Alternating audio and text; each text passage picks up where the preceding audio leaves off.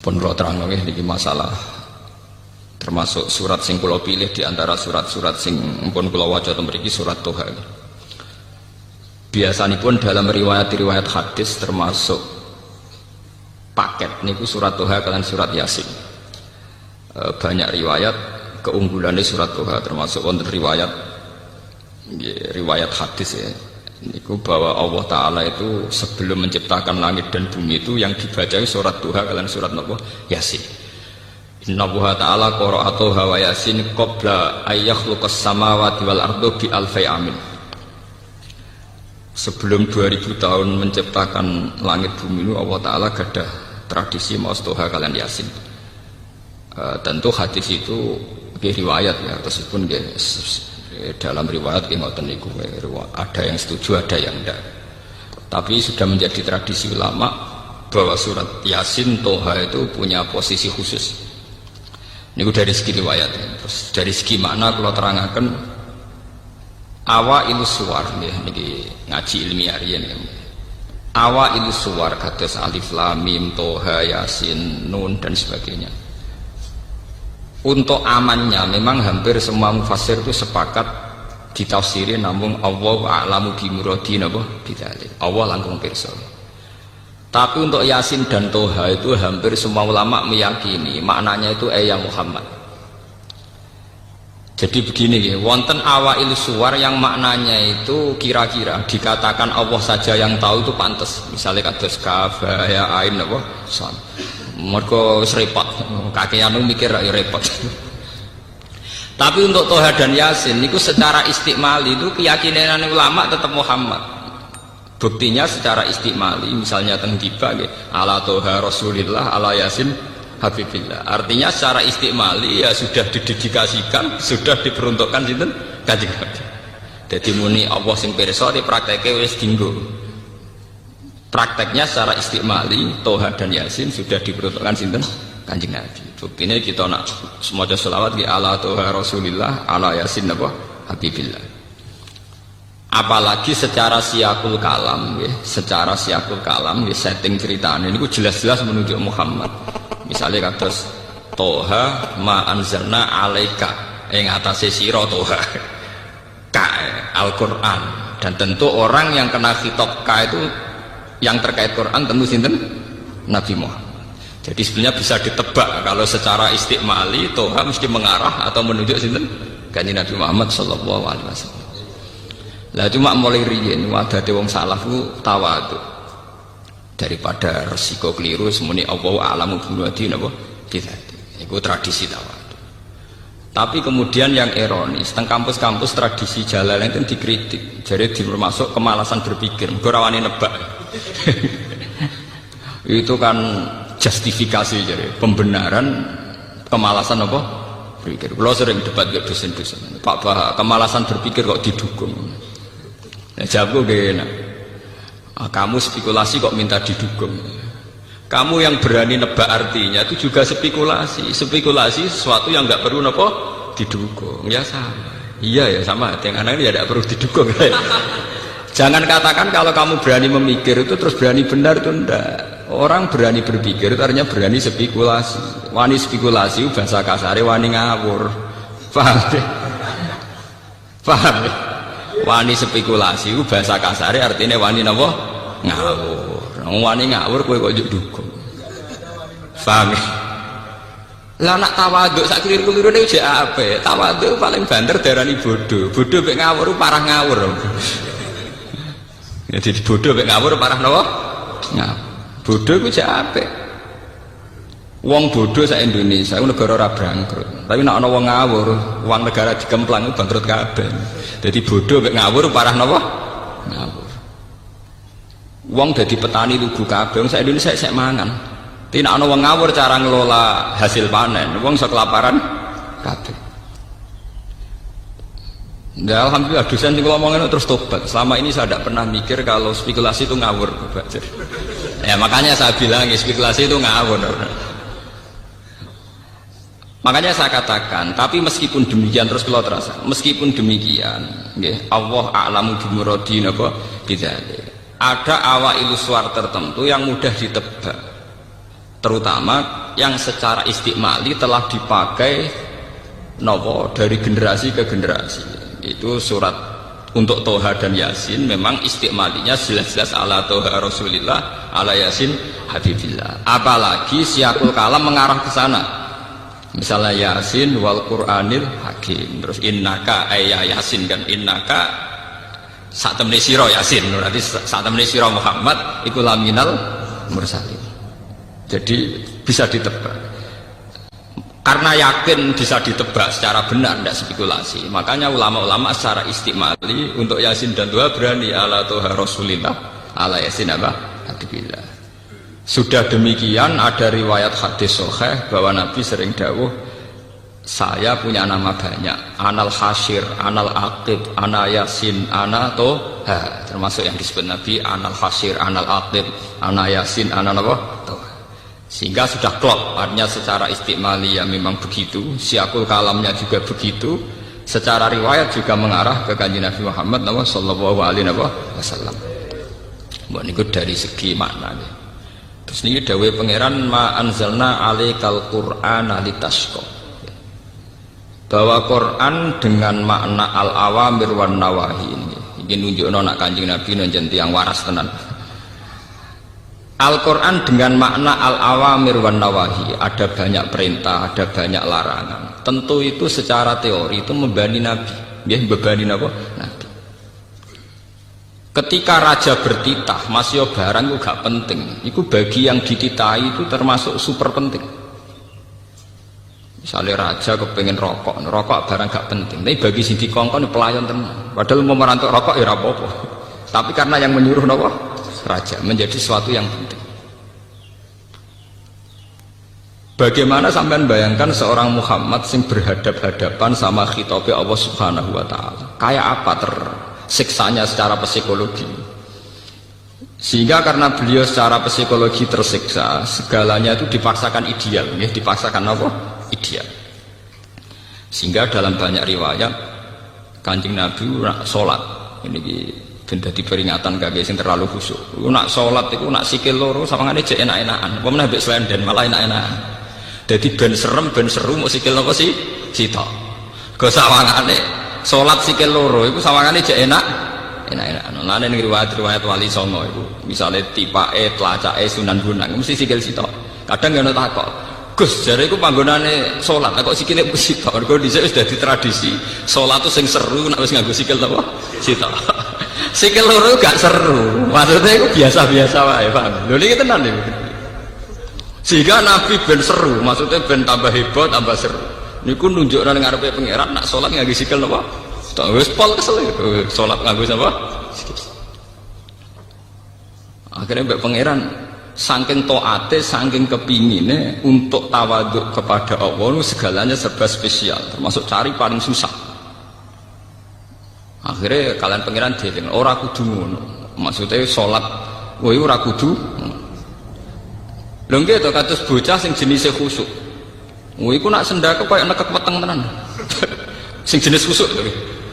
Itu sudah otomatis. Nak jenis ra khusyuk ya sampe kukar-kukur. Paham? Lah Nabi ngoten sendake yo betek salat nganggo sikil napa? Sitok. Belum jumlah waktunya. Panjang sekali sehingga Allah sakit orang ngono maksud Quran tak turun ning kowe ora perlu litat abad napa bil ibadah mintu liqiyamika bi sholatil lail. Jadi sudah sholatnya panjang pakai hanya kaki napa satu. Ini sampean kula critani. Itu bagian dari tat ababima fa'alta. Nabi menyusahkan diri.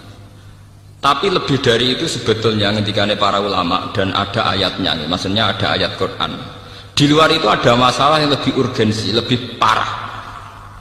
Bahwa ketika Nabi mendapat wahyu untuk dakwatun nas ilallah, supaya manusia itu baik, supaya manusia itu soleh, itu Nabi tersiksa betul. Karena Nabi harus kayak mendapat amanat menyelamatkan manusia. Kalau agama Kristen menyelamatkan domba-domba sing napa? Tersesat. Paham ya? Nah, cara terminologi Kristen itu darani sampean-sampean domba-domba sing napa tersesat. Semua nabi tentu ingin menyelamatkan napa domba-domba sing napa. Lah adalah yang paling tersesat itu paman-paman yang pusing. Jadi kayak kiai di partai paling balela alumni yang pusing. Paham ya? Uang paling pusing nak dilawan keluarganya apa? Piyambak. Akhirnya Nabi mulai frustasi. Karena beliau itu karirnya seorang Nabi, penyelamat umat dari kesesatan. Nah paling sesat itu donatur ya Abu Thalib. Meleset Abu Thalib, Abu Jahal, Abu Lahab, pamane kabeh pusing. Itu yang disebut la'allaka bakhi'un nafsaka. Mungkin mat kowe iku frustasi nganti ngrusak awakmu dhewe. Mergo Allah yakunu napa mukminin, karena mereka tidak iman. Bahkan yang tidak iman itu keluarga besar beliau. Karena Nabi bingung. Mulane kula nu sering kanca kula sing alim tak kandhani, nek dadi kiai aja tenanan. Pokoke ngomong Islam iku apa? Ya Islam iku salat 5 iku Islam. Wis ngono tok, ora usah ngomong liya-liyane. Lah kok saged? Kira ora rasane dadi kiai, sebenarnya. Santri ku nak khusuk ning pondok ku semangat. Salat qobliyah, ba'diyah, sarunge yo mlicit, klambine takwa mlicit. Sebenarnya SD mertua tak bapak katokan cekak kapok. Lagi ora rasane ndekne ngomong aurat jebule dia mertua katokan cekak lara. Mulane kula termasuk kiai sing sangat mengharamkan khusuk nemen-nemen. Itu enggak prospek. Itu enggak prospek ke depan. Bahaya itu apa? Bahaya bagi keberlangsungan kebersamaan apa? Bahaya. Rata-rata kita mondok, kita jadi orang soleh itu kan dari keluarga awam. Kowe ora usah anut kiai-kiai sing mbah-mbahe wis kiai di pondok iku ora masalah, bapake wis sarungan wis lambenan takwa. Tapi kita iku Islam anyaran, ora usah repot. Nek takoki Islam yo apa ya salat 5 wektu. Lah sing diharamno apa ya zina mateni wong. Lah nak bengok-bengok ning dalan ora apa-apa, pokoke. Mergo kadang kita punya orang tua sing rezekine kok maklaran sepeda, kok maklaran ontek. Dan rezekine kok cangkeme. Lah nek misalnya dari awal ngomong-ngomong fal yakul khairan aw liyasmut. Bapak menang mati wong rezekine kok maklaran. Paham? Jadi pribumisasi Islam dengan hitung-hitungan teknis itu penting. Napa? Kanjeng Nabi mawon tau mriyang gara-gara ndekne nyaratno ideal. Nyongkone nek dadi nabi terus sukses dakwai paman-pamane. Malah sing balelo sinten? Paman-paman. Meriang tapi ruwet. Wes ngono sing tertarik gembel-gembel kaya kaya Bilal, Ammar, Suhaib kira-kira sing tertarik. Akhirnya pengikuti Nabi ya pengangguran-pengangguran sing nasibnya ora jelas. Ngomong sing nasibnya jelas gak tertarik. Ning dinggon wong mapan mbek gerakan tertentu ora tertarik. Kowe saiki sugih di duit miliaran, perusahaan gede, ora tertarik demo senturi. Wis mesti niku mbok kritisi ora tertarik. Gawane wong mapan ora tertarik, nggak demo-demo reformasi gak tertarik. Meskipun ya banyak juga orang-orang mapan sing tertarik meluruskan, tapi kan lewat parlemen atau lewat media. Nak demo tetap mikir ini. Mobil gak AC ora kuat kemudian neng lapangan. Mungkin peka sama-sama ingin menunjukkan dukungannya, tapi nak wong sugih tetap lewat parlemen, lewat media, nulis ning koran. Wis demo aja untuk tulisan artikel ya dibayar. Niku rada batin. Itu sudah sunnatullah. Nggih kula cerita. Dan yang paling berat dialami Rasulullah juga Sayyidina Ibrahim juga semua nabi. Niki ben dadi peringatan kangge jenengan sing dadi tiyang sae. Niku ndak mesti keluarga. Nabi Nuh di bojo sing balelo. Nabi Ibrahim di bapak sing balelo. Nabi Nuh duwe anak sing balelo. Nabi Muhammad duwe paman-paman sing sebagai orang tua. Mergo Nabi sudah tidak punya bapak yang balelo. Paman penting, ora paman gak kanggu. Mungkin kalau kita punya bapak kandung, itu paman balelo ora masalah karena kita hanya berhubungan dengan bapak. Kanjeng Nabi boten paman yang berposisi sinten bapak. Dadi susah tenan. Mana kan ada di kiai yon alumni balelo. Iku ora usah susah, iku biasa, iku ringan, iku cek napa? Ringan. Misalnya ke instruksi PKB kok santri meleset P3 atau instruksi P3 meleset PKB itu ringan sekali, sangat apa? Sangat ringan. Karena semua ujiannya Nabi itu mesti ada internal sing balelo. Kayak apa susahnya Nabi? Dia punya istri yang balelo. Nabi Ibrahim Azar bapaknya, Nabi Muhammad paman. Akhirnya mereka tersiksa, hampir frustasi. Secara naluri basarnya hampir frustasi. Terus ngendikane Allah Ta'ala, jangan. Risalah itu bentuk komunikasi antara hamba dan Allah Subhanahu wa Ta'ala. Jadi tidak ada presentasi atau tidak ada target untuk bahwa supaya mereka iman semua itu enggak. Jadi gampangannya risalah itu ben suara Allah didengar, bahwa aturannya Allah harus didengar. In alaika illal balagh, bahwa aturan Allah itu harus nopo didengar. Mulane kesunatane para ulama, para pakar, para intelektual harus ngomong terus. Kebenaran meskipun nggak dilakukan itu harus diomongkan terus. Sekali kebenaran didiamkan, entah itu atas nama liberalisasi atau demokrasi, maka Allah akan mencabut barokatul ardi dan pasti akan terjadi prahara besar, pasti terjadi kiamat. Dan itu naudzubillah min syarri napa? Kebenaran itu harus diomongkan terus. Kita harus ngomong terus. Saya itu pernah debat kusir sama seorang profesor, pernah debat kusir sama seorang kiai yang tawadhu. Saya bilang gini, seorang ulama itu dono unsur premane, kudu ngomong terus kebenaran. Wes ora ono wong ngandel lah, pokoke ngomong terus. Ora perlu ono wong ngandel, wes keliru lah pokoke ngomong. Begini, saya punya hadis sahih dari riwayatnya Imam Ahmad. Inna Allaha ta'ala la yanzi'a barakatal ardi hatta la yuqala fil ardi lizalim antaz zalim. Allah tidak akan mencabut barokatul ardi sampai di bumi tidak dikatakan pada orang zalim antaz zalim. Sekarang begini misalnya, contoh paling mudah yang kita mendapat berkah. Contoh paling mudah kita mendapat berkah dari contoh ini. Sebetulnya atas nama etika Jawa, etika Jawa. Kita nanti tonggo lonte, iku sawangane secara etika, wis urusane dewi-dewi. Ora usah mbok omongno iku lonte, sundel, sembah kono. Tapi barokahnya kebenaran bahwa orang nakal harus kita katakan sundel lonte. Itu kelontean dan kesundelan akan tabu terus selama orang masih ngomong untuk lonte itu sundel, untuk orang BTS itu lonte atau sundel. Artinya apa? Orang masih jijik atau merendahkan derajat mereka yang berprofesi sebagai lonte atau sundel. Dan ini baik bagi agama, bagi keberlangsungan moral, karena masih ada yang menjijikkan proses-proses yang salah. Meskipun kita sebagai ulama, sebagai tokoh masyarakat, tentu mereka kita kasih ruang taubat, juga kita kasih hak-hak sebagai martabat, sebagai manusia. Tapi kita tetap akan bilang bahwa itu namanya lonte, sundel atau apa. Ini rungokno tenan. Sehingga apa? Dengan posisi masyarakat yang merendahkan derajat atau yang berprofesi lonte, orang inginnya itu dagang secara baik-baik, orang inginnya jadi PNS secara baik-baik, orang inginnya dapat uang lewat ternak secara baik-baik, karena mereka tidak mau resiko ngambil profesi cari uang yang resiko dihujat masyarakat. Baik. Bayangkan nanti mungkin di era anak cucu kita, orang yang lonte, yang sundel dibahasakan itu hak asasi. Sehingga orang mungkin generasi anak cucu kita sudah tidak ada istilah lonte sundel. Setiap perilaku sosial dianggap hak asasi. Dan itu awal dari tidak ada agama. Awal dari tidak ada agama. Karena kemudian sing ternak ya hak asasi, sing lonte dianggap hak. Itu bahaya sekali bagi keberlangsungan agama dan moral, dan negara juga nanti repot. Artinya apa?